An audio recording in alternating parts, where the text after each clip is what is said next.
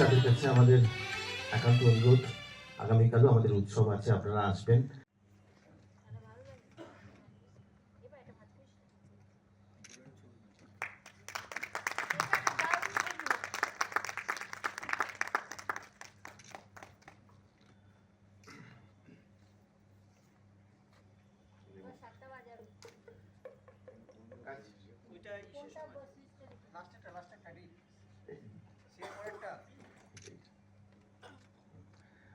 শুরু হচ্ছে 19তম নাট্য উৎসবের শুভ সূচনা।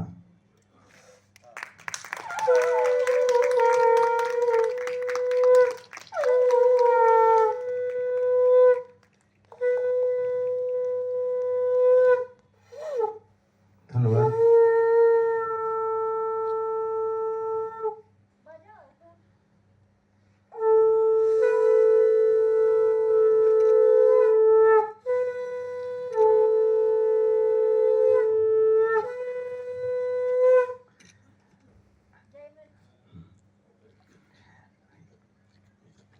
আমি দিগঙ্গদারকে বলবো আমাদের এই নাট্য উৎসব উত্তরপাড়ায় এসে, উত্তরপাড়ায় নাট্য উৎসব করতে এসে উত্তরপাড়ার সমস্ত দল, বিশেষ করে যাদের নাম না করলেই নয়, উত্তরায়ণ পরিবার আমাদের সঙ্গে সব সময় আছেন, এবং আরও দল আছে, উহিনী মাকলা এবং কথা নাট্য সংস্থা এই উৎসবে অংশগ্রহণ করছে। তারা প্রত্যেকের সহযোগিতায় আজকে আমরা এই জায়গায় আসতে পেরেছি, এই উত্তরপাড়া গণভবনে থিয়েটারের উৎসব নিয়ে আসতে পেরেছি গত কয়েক বছর ধরেই। আর জয়ন্তদা না থাকলে এইটুকুও হয়তো আমার পক্ষে করা সম্ভব হতো না। জয়ন্তদা সবার জন্যই করে, আমাদের জন্যও করছে। জয়ন্তদার মতো মানুষ থিয়েটারে থাকা সব সময় প্রয়োজন।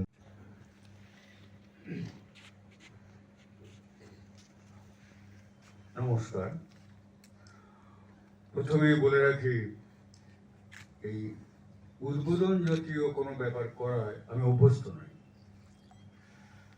কাজে কিন্তু যে কোনো অনুষ্ঠানে উদ্বোধন করাটা তো খুব প্রয়োজনীয়।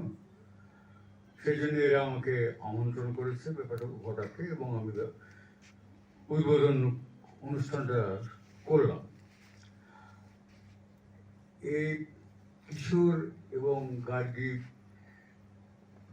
আমার কাছে ভীষণভাবে পরিচিত, অনেকদিন ধরে, আজকে নয়। কাজে ওদের অনুরোধটা আমি ফেলতে পারি না, সেই জন্য আমি আজকে মঞ্চে দাঁড়িয়ে উদ্বোধন অনুষ্ঠান অ্যাটেন্ড করেছি। তো যাই হোক, আপনারা প্রত্যেকে নাটক দেখতে এসছেন, নাটকটা দেখবার জন্য মানসিকভাবে আপনাদের একটা প্রস্তুতি আছে। তো সেটা যত তাড়াতাড়ি শুরু হয় ততই সুবিধা। কিন্তু একটা কথা বলতে হয় যে উত্তরপাড়া গণভবনে যেরকম লোক সংখ্যা হওয়ার কথা আমরা ভাবি, এখনো পর্যন্ত সেরকম জনসংখ্যা কিন্তু হয়নি। আশা করা যায় যে আরো কিছুক্ষণ বাদে হয়তো আরো কিছু লোকজন আসবে, তবে এই অভ্যেসটা পরিত্যাগ করেই ভালো যে আমি একটু পরে যাব।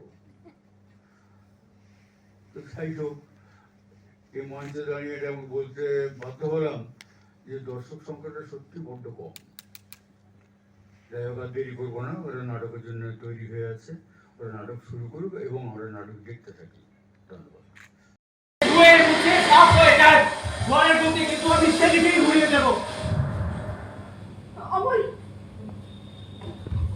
তোকে ভীষণ উদ্ধত লাগছে। আমার আমি সব কথা বুঝতে পারছি, কিন্তু তাও আমি একই কথা তোকে আবার বলবো। দেখ, শুধুমাত্র আমার জন্য যদি তোদের এত সুন্দর সম্পর্কটা, এত সুন্দর সংসারটাই ভেঙেছে, আমি সব ভাবতেই পারছি না। সমাজ সংসারে এরকম সুন্দর সম্পর্ক জায়গা তো অনেকই থাকে বল, কিন্তু জীবনের প্রয়োজনে তুমি কোনটাকে বেছে নেবে সেটাই তো আসল প্রশ্ন। আর ঝড়ের কথা যেমন ভাবছেন ম্যাডাম, তার পরিণতির কথা ভেবেও তো প্রস্তুত থাকতে হবে। পরিণতির কথাটা ভেবেই তো ভয় লাগছে। ভয়? কিসের ভয়? তুই কিচ্ছু বুঝতে পারছিস না? পাচ্ছি, কিন্তু ভয় পাচ্ছি না, ওটা আমার একটু কমই। তোরা শুরু কর না বাবা। আমি বললাম তুমি না খেলে কিন্তু আমরা কিচ্ছু খাবো না। দেখ, আমার তো এখনো ঠাকুরকে জল মিষ্টি দেওয়া হয়নি। তাহলে যাও দিয়ে এসো, এসে তুমি ওখান থেকে কিছু মুখে তুলবে, তারপরেই আমরা খাবো। ঠিক আছে, তোমায় খেতে হবে না। মা, তুমি শুরু করো তো। খেয়ে নাও। জল দিয়ে এসো। মা, জল দিয়ে এসো। জল দিয়ে আসো। দিয়েছো,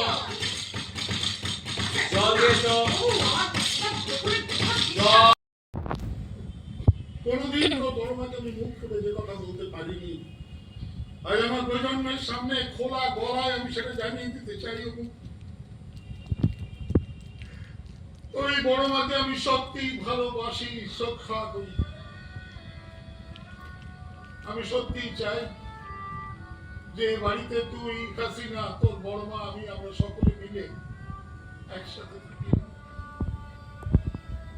এইটুকু একটা কথা বলতে বাবা, তোমার এখনো বিশ্বাস সময় লেগে গেছে? অমল, আর একটাও কথা না। বড়মা, বড়মা জমিয়ে রান্না করে তো, আমি আর অমল এক্ষুনি গোছগাছ করে আসছি। যাবো রাজু, চল না, দাঁড়িয়ে আছিস কেন? আরে চল, দেরি হয়ে যাচ্ছে। আয় না অমল। জয়ন্তকে আমি বলছি না, জয়ন্ত এবং বাকিরা যারা থাকে তাদের সকলকে আমাদের তরফ থেকে আন্তরিক অভিনন্দন, ভালোবাসা। এরপরে দুটো নাটক আছে, আমরা সময় দিচ্ছি না। এবছরের মতো গাগিনী আমরা বিদায় নিচ্ছি। আমাদের পক্ষ থেকে শুভরাত্রি। ভোরবেলা কত পাখি আসে দেখেছো? এতগুলো টাকা ফিরিয়ে দেওয়ার মধ্যে আমি তো তোমার শুধু গোয়ার তুমিই দেখতে পাই। এর মধ্যে কোনো দূরদর্শিতা আছে বলে তো আমার মনে হয় না। আমাদের বাগানের মতো এমন সুন্দর বাগান, আম, জাম, কাঁঠাল, বাতাবি লেবু, লিচু, কলকাতায় আর কোথাও দেখেছো নাকি সুন্দর? আচ্ছা বাবা, এই সুন্দর নামটা আমায় কে দিয়েছিল? আমার বাবা চুরিলাল চক্রবর্তী আমার হীরালাল নামের সঙ্গে মিলিয়ে তোমার নাম রেখেছিলেন সুন্দরলাল। এই গাছপালা, পাখি, নির্জনতা এসবের উপর আমার কোনো বাজে সেন্টিমেন্ট নেই বাবা। ওহো, তাই? তাহলে তো তুমি কলকাতার মোস্ট প্র্যাকটিক্যাল মানুষ। সারা জীবন আমি তো তোমার বিপক্ষে কোনো কথাই বলিনি। ওই কতদিন আর এই সমস্ত গাছপালা পাখি দেখা যাবে তা বলতে পারছি না। আমি তো তোমাকে সেই কথাই বলছি বাবা। করিম ভাই তো রোজ এবেলা ওবেলা আসতে শুরু করেছে। কনস্ট্রাকশন কোম্পানিগুলোর নজর এখন এখানেও এসে পড়েছে। করিম ভাই নজর তো বরাবরই রয়েছে। আমাদের ঠাকুরটা আচ্ছা, ছেলে মেয়েদের তো অনেকক্ষণ হলো গেছে, এখনো পর্যন্ত ওদের ফেরার নাম নেই। ওদের মধ্যে তো দিব্যি ভাব হয়ে গেছে দেখছি। Parts of saint feather, feather না ফ্লক, কোনটা? ওই দুইটাই।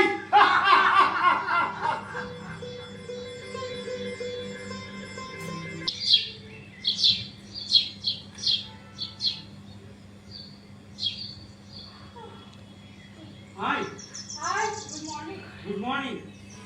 কলকাতার প্রথম রাত কেমন কাটলো? ভীষণ ভালো, কিন্তু এটা তো প্রথম রাত নয়। গতকাল রাত তো কলকাতার হোটেলেই কাটিয়েছি। তাই তো তা ঘুম ভালো হয়েছে তো? ভীষণ ভালো ঘুম। আছে, তাই তো সে জানা হইলে উঠতে চায়। তাই তো বারবার গণঅভ্যুত্থানের মাত্র সাক্ষী হয়েছে গান, ছবি, কবিতা। ভীষণ কষ্টে গানই হয়ে ওঠে মানুষের স্লোগান। আচ্ছা, তুমি জানো তাই আমার প্রতিমা কি আবার গান গাইতে পারবে? সবকটা জানালা খুলে দাও না, আমি গাইব গাইব বিজয়েরই গান। ওরা আসবে চুপি চুপি, যারা এই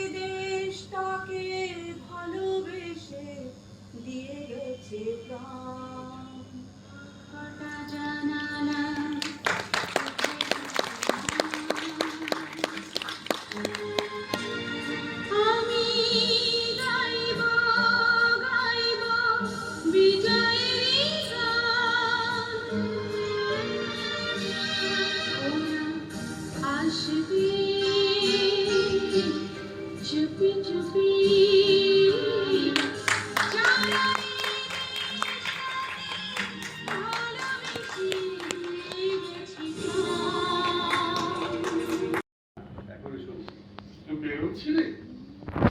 হ্যাঁ, তোমাদের ওখানে যাচ্ছিলাম। রন্টুকে নিয়ে নিশ্চয়ই তোমরা ভাবছিলে। ভাবছিলাম মানে? ফিরছে না, ফিরছে না। এদিকে তো তোর কাকিমা কান্নাকাটি শুরু করে দিয়েছে। ও তো আবার একটু, হ্যাঁ, আমি যত বোঝাই, ওসব খুন খারাপি যারা করেছে তাদের কাছে হয়ে গিয়েছে। রন্টুকে কেন তারা যুক্তি দিয়ে কি মেয়েদের কিছু বোঝানো যায়? এদিকে তোর কাকিমা কাঁদে, ওদিকে তোর বউ। খাটের পর তোদের বাড়িতে এসেছে, চিন্তার তো কিছু নেই। সে এমন করতে লাগলো, চিন্তা যে আমারও হচ্ছিল না তা নয়। আরে কাকা, এলাম, ওই রন্টুটা ফিরছে না। বুঝতেই পেরেছি। আমাকে এক্ষুনি পাঠাচ্ছিলাম। হ্যাঁ, শুনলাম। তা সে কোথায়? আমি এইমাত্র শুয়ে নিয়ে এসেছি। টেনশন থেকে মাথা ঘুরছিল। কি করি বলো তো? এত সব করছি, ডাক্তার, ওষুধপত্র, এই সারবে না নাকি? বড় ছেলেটা ওভাবে চলে গেল, এটাও যদি। কাকা, এবারের খুনটাও হতে দেখেছি। কি বলছিস? খুনিরাও দেখেছে ওকে মোটর সাইকেলের আগে। তাহলে আবার একটা শখ।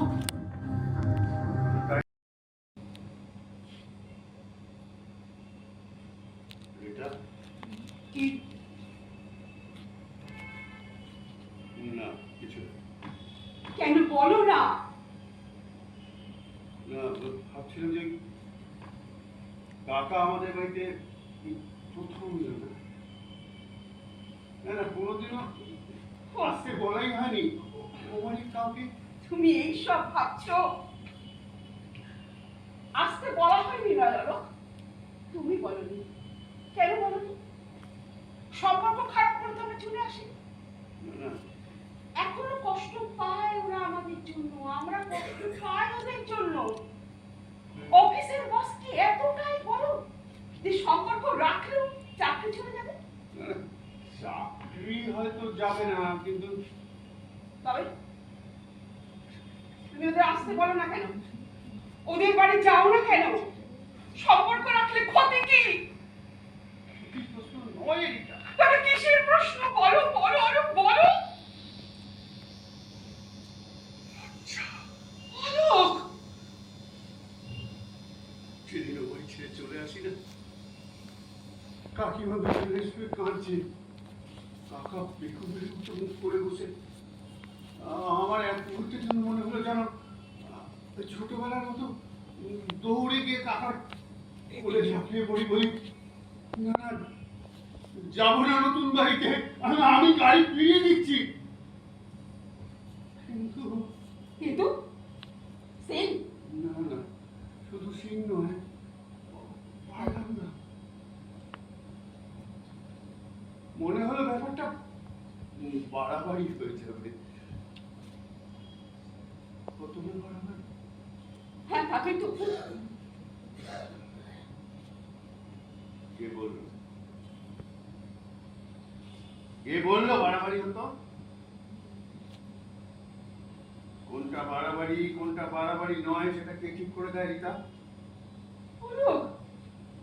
কি হয়েছে তোমার আজ? বলো আমাকে, বলো। কেন মনের মধ্যে বই আছেন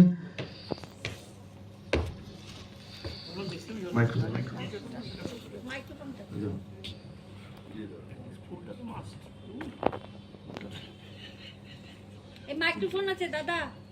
না, ঠিক আছে। দাদা পেছন হয়ে গেল। তোমার ছবি তুলতে পারিনি, ধরে নিন আবার, ধরে নিন। হ্যাঁ, ঠিক আছে। মিষ্টি ফুল। এটা এই প্রথমে পেলে আমরা আরো বেশি খুশি হতাম দিলীপদা। আসলে আর কি, হঠাৎ এক জায়গায় চলে গেলাম। আমি বলেছিলাম জয়ন্ত, আমি 5টা 10 পর্যন্ত এখানে ছিলাম, তারপর বাহ, ফার্স্ট ক্লাস, খুব সুন্দর। সঙ্গে শন পাপড়ি, ঠিক আছে, প্রভুজির শন পাপড়ি, সামান্য মিষ্টি মুখ। ঠিক আছে। আমি দিদিকে বলবো একটু দু চার কথা বলার জন্য। অনেক সময় চেঁচামেচি করো না, তো চেঁচামেচি করো। কি? আমি চেঁচাচ্ছি? আর যদি চেঁচাইও তার কারণ শুধু তুমি। একটা কাজও ঠিক করে করতে পারে না। যে পোস্ট আনতে বলেছিলাম আনুনি। কি হলো? চুপ করে বসে আছো? কোনো কথা নেই মুখে? ভুলে গেছি। ভুলে গেছো না ইচ্ছে করে ভুলে যাচ্ছ? সংসারে নিত্য প্রয়োজনীয় জিনিস না থাকলে আমার মাথাটা একেবারে গরম হয়ে যায়। কি পোস্ত নিত্য প্রয়োজনীয়? না না, এই কথাটা মানতে পারলাম না। দেখো, চাল ডাল তেল নুন হলুদ এগুলো নিত্য প্রয়োজনীয়, রোজ লাগে, কিন্তু পোস্ত পোস্ত 1 মাস না হলেও চলে যায়। হ্যাঁ, সেটা তোমার কাছে। দেখো, ঘরে একটু পোস্ত থাকলে আর কিছু না থাকলেও চলে। রোজ রোজ মাছ মাংস তো আমাদের হচ্ছে না, ঘরে একটু পোস্ত থাকলে। আর দাম জানো কত? হ্যাঁ, পোস্ত কত টাকা কেজি? তাতে কি হয়েছে? 250 পোস্ত আনলে প্রায় 1 মাস চলে আর যায়। তার দাম 500 টাকা, সেটা ওই একবারই লাগবে। বাজারের যে অবস্থা, সংসার চালাতে নাকের জলে চোখের জল হয়ে যাচ্ছে। কোন দিন তোমার অবস্থা ভালো ছিল? বিয়ের আগে বলেছিল খাওয়া পড়ার অভাব হবে না। কি দেখে যে বাবা মা দিল, এর থেকে কলসি ধরে দিয়ে চলে। নীলিমা, খাওয়া পড়ার অভাব কি আমি কখনো দিয়েছি? কোন রকমে তো চালিয়ে যাচ্ছি, তবু তুমি বারবার ওই একই কথা বলো। হ্যাঁ, শুধু সময়ে কিছু হলো না, জীবনে একটা শখ পর্যন্ত পূরণ হলো না। আমি তোমার জীবনের একটা শখ মেটেনি। না। বিয়ে করে আমি তোমাকে নিয়ে হানিমুনে যাইনি। কি হানিমুন? ওই দীঘাতে? ওটাকে হানিমুন বলে না। ওই দেখো, অমনি রাগ হয়ে গেল। এই তো, শোনো না, শোনো শোনো, আমি ওই জন্য রাগ দুঃখ কিছু করিনি। ওই যে সুব্রত দাদা কাশ্মীর না কোথায় গিয়েছিল, তাতে কি হয়েছে সেটা তোমার কাছেই শোনা, বলো। আর এই যে শোনো শোনো, এই রাগ দেখাবার অধিকারটা না এ বাড়িতে শুধু আমারই আছে, তোমার নয়। সুব্রতদার আয় আর আমার আয়, সরকারি বড় অফিসার ছিল, মাসে লাখ টাকার উপর মাইনে পেত। আর এখন যা পেনশন পায় তা আমার 2 মাসের ইনকাম হলো। আমি কি ওর সঙ্গে পেরে উঠতে পারি? আরে বাবা, আমি তো সেই কথাটাই বলছি, তুমি যদি না এনে দাও আমি সংসারটা চালাবো কোথা থেকে? সবই বুঝি নিতে পারি, কিন্তু আমাদের ব্যবসার অবস্থা খুব খারাপ হয়ে গেছে গো। চারিদিকে বড় বড় শপিং মল তৈরি হয়ে গেছে, তারপর অনলাইন ডেলিভারি তো রয়েছে। ঘরে বসে মোবাইলে যখন তখন যা খুশি চাইছে সবই পেয়ে যাচ্ছে। তাই আমাদের মতো ছোটখাটো ব্যবসাগুলো না অবস্থাটা একদম শেষ। সংসার চালাতে হিমশিম খেয়ে যাচ্ছে। সেখানে পড়ার খরচ বেড়েছে, কিন্তু ওটা তো আগে চালাতে হবে বলো, তাতে একবেলা না খেয়েও চালাতে হবে। ভাইটা আজকে ক বছর ধরে ঘরে বসেই আছে, ভালো চাকরি বাকরি পাচ্ছে না। আগুন জ্বলবে, তাকে নেভানোর জন্য তো কাউকে দরকার। তাই ঘরে যে বসে আছে তাকে দিয়ে কাজটা শুরু, সে তোমার প্রেমে ছেঁকা খাওয়া আমার সাদা টাকা প্রেম মানে তো চোখ বুঝে কম মানে করলি ভাই, প্রোটেকশনটা তো নিবি, এটা ভেবেছি। সারা ঘরে ঘরে ব্যাপারটা সালতে দেবো। দাদা রাতে মাল মারে, দাদার খাটি চালিয়ে দেবো। ছি ছি দাদা ছি, তুই এত নিচে নেমে গেছিস? তোর মতো এত উচ্চ চিন্তা করতে পারলাম না। শালা কি চিন্তা! নিজের অস্তিত্ব বিলীন হয়ে যাচ্ছে বলে বৌদির গর্ভে দাদার নাম দিয়ে নিজের অস্তিত্ব টিকিয়ে রাখা। শালা আমারই বোঝা উচিত ছিল রে, আমারই বড় ভুল ছিল। আগুনের পাশে ঘি থাকলে কি তো বলবি? এই পতঙ্গ কতদিন মধু না খেয়ে থাকবে? শালা এত করলে শোয়া, ঘরে ঘষা, ঢলা খলি। আরে শালা দুটো পাথরে ঘষাঘষি করলে আগুন জ্বলে, আর দুটো খড়িয়ে ঘষাঘষি কিছু তো হবে। ছোট লোক, জানোয়ার তোর। আমি জানোয়ার, আর তুই সত্যি সাথে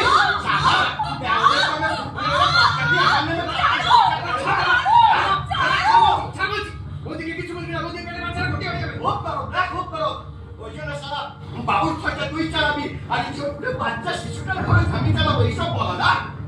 বুঝতে পারছিস? নির্দেশক এবং নাট্যকার শঙ্খ দাসকে সম্বর্ধনা জ্ঞাপন করছে রাধানগর দর্পণ কালচারাল অর্গানাইজেশনের অভিনেত্রী সুপ্রিয়া পাল।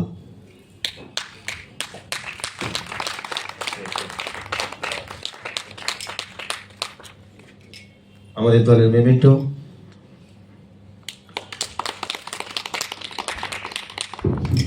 এবং একটি মিষ্টিমুখ গল্প করে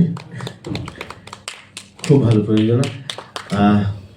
আমি বেশি সময় নেব না, পরবর্তী নাটক আমরা শুরু করব। ওদের একটু হেল্প করুন না, ওই মঞ্চটা রেডি করুন। আচ্ছা তোরা একটু পরিচয় করিয়ে দাও, হ্যাঁ, করে দিয়ে তারপরে একজন চলে যাও, একটু খুলে দিতে পরিচয় করে দিই। প্রথমে আমাদের আলো করেছেন মাননীয় গোপাল রাজ মহাশয়, সবাই চেনেন গোপাল রাজকে। আচ্ছা, তারপর আমাদের আবহ করেছে প্রিয়ম সেন নিয়োগী। আচ্ছা, এই যে রাজীব ভট্টাচার্য ও সুব্রত ক্যারেক্টারটা করেছে। এখানে একটা কথা বলার আছে, সুব্রত ক্যারেক্টারটা ও করে না। গত শুক্রবার দিনকে যে ক্যারেক্টারটি করেন তার বুকে 4টে এমনি স্ট্রিং ছিল, হঠাৎ করে তার একটা অ্যাটাকের মতন হয়, সে নার্সিংহোমে ভর্তি আছে এখন। তো মাঝে একটা মাত্র কালকে রিহার্সাল করে ও করেছে, যার জন্য হয়তো একটু এদিক ওদিক হলেও তবু অনেক ভালো করেছে আমার মনে হয়। আচ্ছা, আমাদের দলের সহ সভাপতি গুরুদাস ব্যানার্জি, আর একে তো জানেন মানে আমার ছোট ভাই সুব্রত, দলেরও ছোট ভাই আমার, মানে খুব সত্যি কথা বলতে আর আমি দলটা শুরু করেছিলাম প্রথম, তাই আমার ছোট ভাই একরকম বিল্টু ব্যানার্জি সুব্রত চরিত্রে। আর সরি দেবাশিস দেবা চরিত্রে। আর এ তো মা নীলিমা, আমার স্ত্রীর ভূমিকায়, বৌদির ভূমিকায় নীলিমা, দোলন মহন্ত। আর এই নাটকটার নাট্যকার, নির্দেশক এবং যতীন চরিত্রে আমি শঙ্খ। নাটকটা যদি আপনাদের একটু ভালো লেগে থাকে, একটু মনে হয় হ্যাঁ ভালো হয়েছে বা খারাপ হয়েছে, যেটাই হবে সেটা আপনারা বলবেন, তাহলে একটু প্রচার করবেন, আমরা নাটকটা আরও করতে পারি। এটা নাটকটার মধ্যে 6 নম্বর শো হলো, ঠিক আছে? আর বেশি কথা নয়, আবার অন্য দল নাটক করবে। আজকে রাখি, শুভরাত্রি। তাতে যত টাকা লাগে আমি দেব। কিন্তু দাদা, মেয়েটি নিজের সুযোগে আইডেন্টিফাই করেছে, এই ব্যাপারে কেসটা লাইট করা বেশ চাপের ব্যাপার। আমি জানি চাপের ব্যাপার, আর সেই জন্যই তো তোমাকে, তা না হলে ব্যাপারটা আমি নিজেই সামলে নিতে পারতাম। শুধু শুধু তোমার সারাকে তুই শরৎ।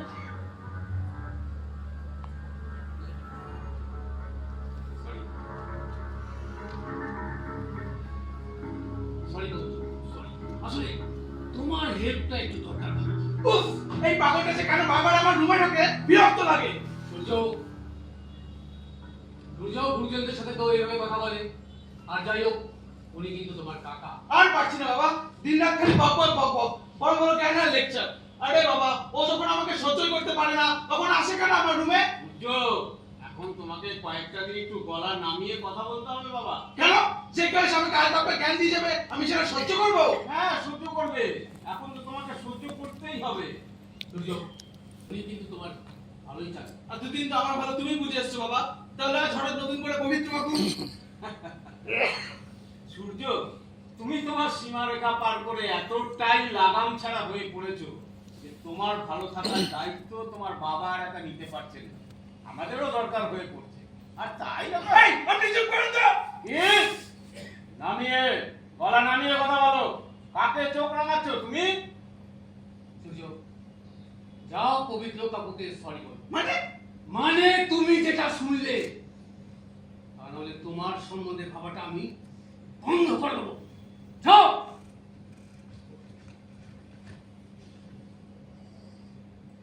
সরি। সূর্য, এই জেল লাগানো ব্যাচ ব্রাশ করা চুল, হাল ফ্যাশনের জামা কাপড়, কানে দুল, এগুলো এবার বদলে ফেলো বাবা। কেন? বড্ড ছেলে মানুষ তুমি। আচ্ছা, আমরা কাজটা কার জন্য করি? তোমার জন্য। তা তোমার কিছু ছোট ছোট চেঞ্জেসে আমাদের যদি একটু উপকার হয় আর তোমার একটু বেশি উপকার হয়, তাহলে কি তুমি সেটা করবে না? কানে দুল খুলে পাট পাট করে চুল আসবে, এবার গুড বাই হয়ে যাও দেখি। তোমাকে যে সকলের সামনে নির্দোষ প্রমাণ করব, এর জন্য তো একটু ভালো মানুষ গন্ধ চাই বাবা। দেখেছো সূর্য, পবিত্র কাকু তোমাকে কতটা ভালোবাসেন, কতটা স্নেহ করে। আজ থেকে তুমি কিন্তু পবিত্র কাকুর কথা মতোই চলবে, কেমন? হ্যাঁ, চলবে। এখন ছেলে মানুষ, এই সময় একটু একটু হয়ে যায়, কি বলো রে? হ্যাঁ, আচ্ছা সূর্য, তুমি একটু ওদিকে চলো তো বাবা, তোমার সঙ্গে আমার কিছু কথা আছে। দাদা, আপনি আসুন। হ্যাঁ, চলো। সূর্য, তোমাকে একদিন আমার শালা মানে নির্মলের কাছে নিয়ে যাও। ও তোমাকে বলে দেবে কিভাবে তুমি মিডিয়ার সামনে ফেস করবে। এমনিতে দেখো, ভয়ের কিছুই নেই। তোমাকে 354 ধারায় চার্জ দেওয়া হবে না, তাই তুমি ইজিলি বেল পেয়ে যাবে। আর যদিও এটা জামিনযোগ্য, তোমাকে যদি কিছু জিজ্ঞেস করে তাহলে তুমি বলবে সেই দিন ওই মেয়েটির ওড়নাটা তোমার এক বন্ধুর আংটিতে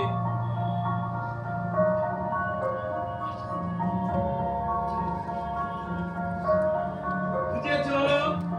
ভেরি গুড, ভেরি গুড।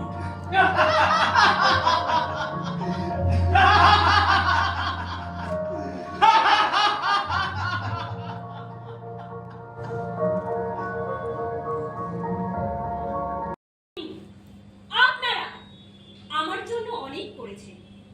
সাহিত্যে, কাব্যে, শাস্ত্রে, লোকাচারে আমাকে মা বলে পুজো করেছেন, প্রকৃতি বলে আদিক্ষেতা করেছেন।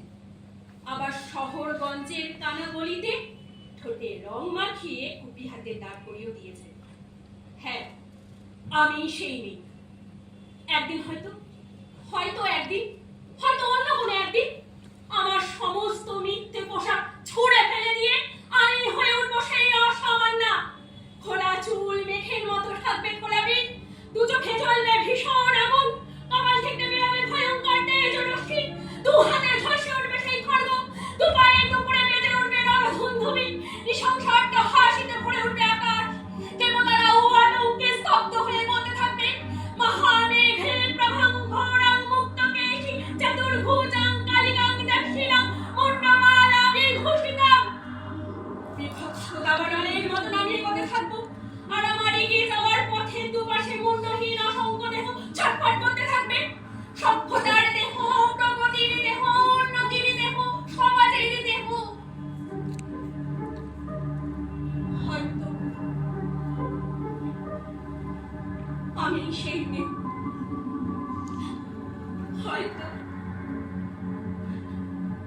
হয়তো বা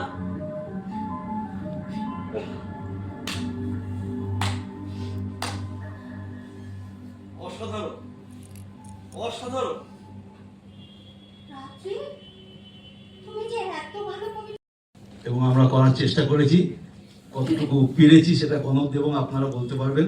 প্রবীর দাস, রঞ্জিত সাহা, সুধীর ভুইমালি,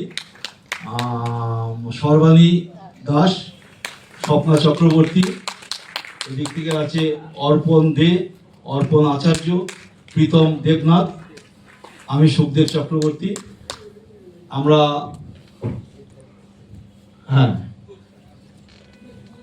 তাহলে মোটামুটি আমরা চেষ্টা করলাম নাটকটা উপস্থাপন করার। কতটুকু ভালো লেগেছে আপনারা বলতে পারবেন।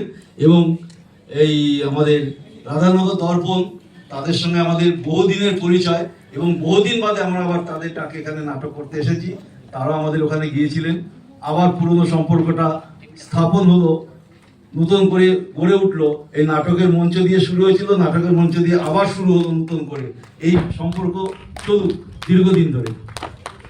এই সম্পর্ক যেন থাকে, শুধু নাটক আদান প্রদানের জন্য নয়, চিরদিন যেন থাকে। আচ্ছা, আমাদের 2 বছর পথ চলার জন্য সৌভিকদার একটি নাটক করছি আমরা, অপশন। তো সেই সৌভিক গাঙ্গুলিকে আমরা পেয়েছি, আমরা একটু তাকে সম্বর্ধনা জানাবো। আর এই মানুষটির সঙ্গে যোগাযোগ করে দিয়েছে আমাদের জয়ন্তদা। জয়ন্তদা এই মানুষটার সঙ্গে আমাদের যোগাযোগ করে দিয়েছে বলে আজকে এই বছর আমরা একটা নাটক নিয়ে ছুটছি সৌভিকদার, অপশন। আপনারা যারা দেখেছেন হয়তো এই আগে প্রযোজনা করেছি এখানে উত্তরপাড়া উত্তরায়ণের উৎসবে। মঞ্চে ডেকে নিচ্ছি আমাদের দলের বিশিষ্ট অভিনেত্রী গার্গী দত্ত,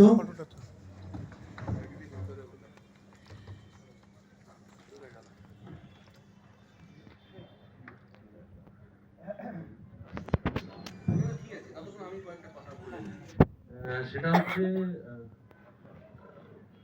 ধন্যবাদ বা কৃতজ্ঞতা এই জানানোর পাশাপাশি সেটা হচ্ছে যে একটা নাটক যখন নাটকটা লেখেন, সেই থাকে তার প্রথম পাঠক, দর্শক বা শ্রোতা বা যাই হোক না কেন। তো আজকে আমাকে সংবর্ধনা দিচ্ছে বা গুণীজন বলছে, তো আমার তরফ থেকে যেটা পাল্টা হওয়া উচিত, একটা আমি প্রথম লিখেছি সেই জায়গা থেকে আমার যে বক্তব্য, নাটকের বক্তব্য বা নাটক নাটকটাতে যা যা উদ্দেশ্য লেখার বা যা গল্প, সেটা একটা নাটকের দলই 10 জন, 1000 জন, 100 জন তার মধ্যে ছড়িয়ে দেয়। তো আমার শুধু আমি এই একটা নাটকটা লেখার ব্যাপারটা না, একটা নাটকের দল যেভাবে ডিরেকশন দিয়ে বা অভিনেতারা অভিনয় করে বা যিনি মিউজিক বাজাচ্ছেন বা যিনি আলো চালাচ্ছেন, এই যে পুরো বিষয়টা, তো আমারই বরং পাল্টা এদেরকে ধন্যবাদ জানানো দরকার যে একজন নাটককার, নাটক লেখাটা সেটাই শেষ নয়, নাটকটাকে পরিবেশন করাটাও একটা বড় কাজ, নাটকটাকে ছড়িয়ে দেওয়াটাও একটা বড় কাজ। তো এখানে এটা উল্টো ঘটছে, তার জন্য আরেকবার ধন্যবাদ। আর আরেকটা যেটা কথা বললো যে জয়ন্তদা মানে খুব কম দিনের আলাপে খুবই ঘনিষ্ঠ, এবং জয়ন্তদাকে আমি মনে করি, মানে আমি থাকি কসবা ওইদিকে, তো আমি জয়ন্তদাকে একদিন বলেও ছিলাম যে জয়ন্তদা হচ্ছে আমার বালি ব্রিজ, মানে নদীর এপার ওপারের যে মিলনটা, সেটা জয়ন্তদার জন্যই আমার সম্ভব হয়। জয়ন্তদাকেও অনেক ধন্যবাদ, কিশোরদা, পুরো দলকে, রাধানগর দর্পণ সবাইকে ধন্যবাদ এই নাটকটি নির্বাচন করে এবং নাটকটি যেভাবে করে যাচ্ছে পরপর, তার জন্য আমার তরফ থেকেও ধন্যবাদ।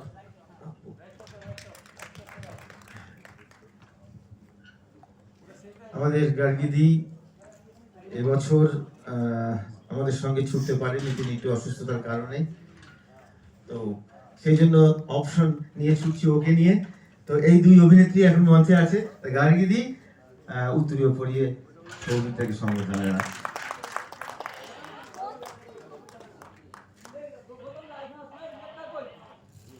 একটু জোরে হাত ছেড়ে দিন।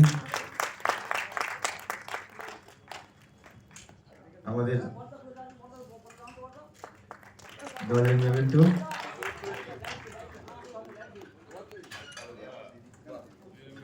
যৌথ উদ্যোগে ছোট্ট একটু উপহার অগ্রিম বুক করে রাখছে নাটকের জন্য।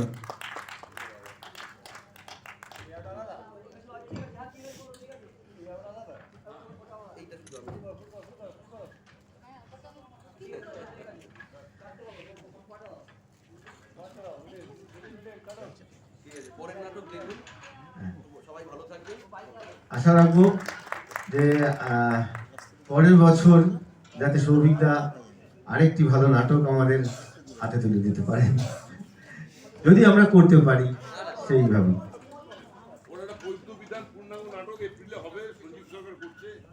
আচ্ছা, বৈধ বিধান, হ্যাঁ অনেক দেখি, বৈধ বিধান পূর্ণাঙ্গ নাটক হবে এখানে, আপনারা সবাই আসবেন, দেখবেন, আমরাও থাকবো।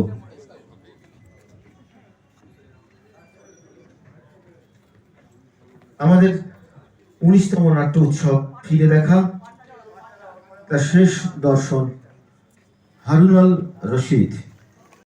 সে তো আমি সবসময় বলি, আর খুব একটা বেঠিকও বলি না, তাই না? জানাদি, আমি যাকে দেখেছি তিনি আজকের মানুষ নন, বহুকাল আগের মানুষ। তিনি হলেন বগদাদের খলিফা সায়েন্স হারুন আল রশিদ। তাকে তুমি দেখেছো? হ্যাঁ। দেখে হাত নাড়লে? হ্যাঁ। কবে থেকে এসব হচ্ছে? কবে থেকে? ওই তো ওই দিন 7 হবে, রাত 8টা, 8:30 বাজে। পার্কে বসেছিলাম, আমার পাশে কি যেন এসে বসলেন, দরবেশের মতো পোশাক।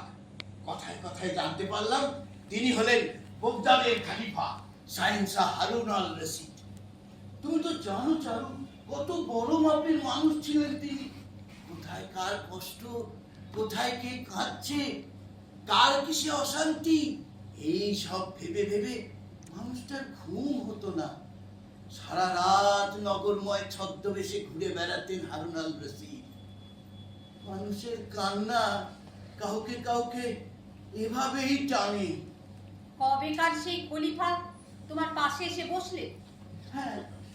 লোকটা ওই বলে তোমাকে পরিচয় দিলে, তুমি তো বিশ্বাস করলে? হ্যাঁ। আচ্ছা, লোকটা তো মজা করেও বলতে পারে, বা লোকটার মাথার গোলমাল আছে বলেও বলতে পারে, এরকম কেন ভাবছো না? তা কেন ভাববো? তিনি তো তোমার আমার মতো সাধারণ মানুষ নন। তার মানে? তিনি হলেন ছায়া মূর্তি। বসলেন পাশে, কথাও বললেন, মিলিয়ে গেলেন। মিলিয়ে গেলে? হ্যাঁ গো, বিশ্বাস হচ্ছে না তোমার? কিন্তু এমনটা তো হয়। রামকৃষ্ণ পরমহংসদেব তিনি মা কালীকে দেখতেন না, মা কালীর সঙ্গে কথা বলতেন না। আচ্ছা, আমার মাকে তো তুমি দেখেছো?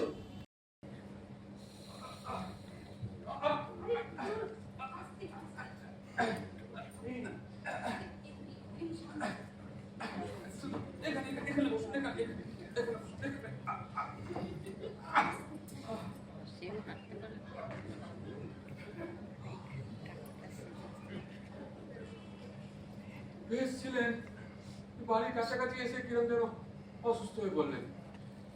একটা অল্প বয়সী ছেলে ডেড বডি নিয়ে একদম লোক চিৎকার করে ঘরে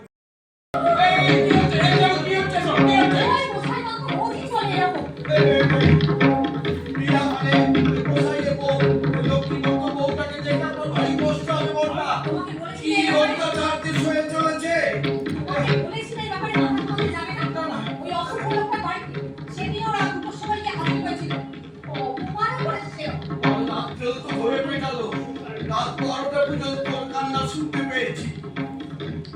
যাইনি তো, ঘুমের ওষুধ খেয়ে শুয়ে পড়েছি। কান্না টান্না কিছু বলার কোথাও পৌঁছতে পারিনি।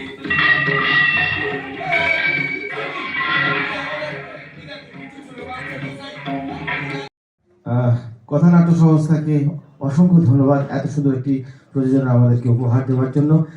আমাদের রাধানগর দর্পণ কালচারাল অর্গানাইজেশনের প্রেসিডেন্ট নির্দেশক সৈকত বাবুকে একটু উত্তরীয় পরিয়ে সম্বর্ধনা জানাবেন।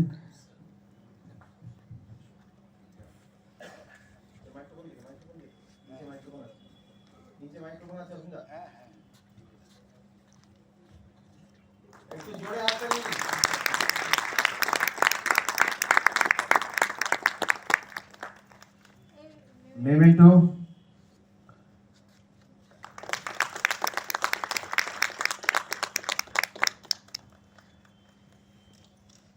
আর একটু মিষ্টি মুখ।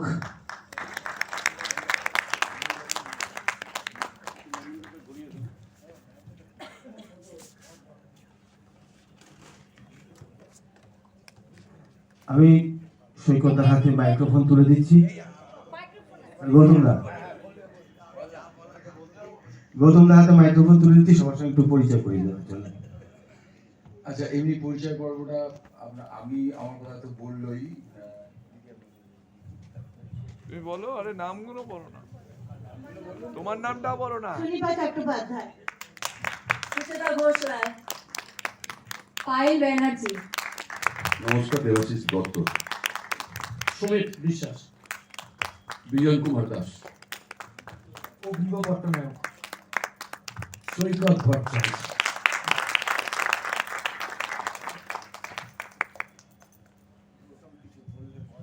হ্যাঁ, গৌতমদা কিছু বলো। প্রথমেই আমি ওই দর্পণের কিশোরকে অভিনন্দন দেবো। ও ওপর থেকে এসে আমাদের এলাকা ভালো পরিবেশে নাটক করার সুযোগ করে দিয়েছেন বলে আমাদের কৃতজ্ঞতার শেষ নেই। আরো একজন মানুষ আছেন, দম্পতি আছেন, সোনাদার ছেলে আমাদের এই নাটকের যে কবিতা লিখেছে অনুরণ বসু রায়। একবার সোনাদা আর বৌদির জন্য হাততালি হয়ে যাক।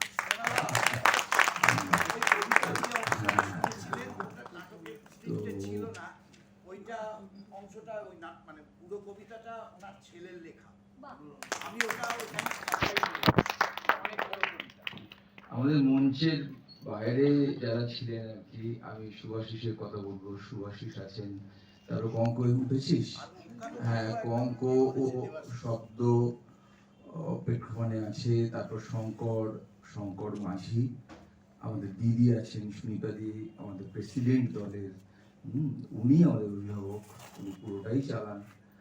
কিশোরদের দলেও উনি আছেন, একেবারে জাস্ট। তো সব মিলিয়ে শুভরাত্রি। কিশোর, বারবার আপনি আসবেন, বারবার এখানে নাটক করতে আসবেন।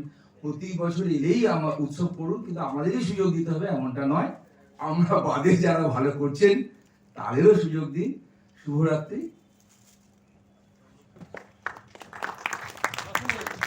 আপনাদের সহযোগিতাতেই তো আমরা বারবার ছুটে আসি। উত্তরপাড়ার সমস্ত দলকে রাধানগর দর্পণের তরফ থেকে আরেকবার ধন্যবাদ।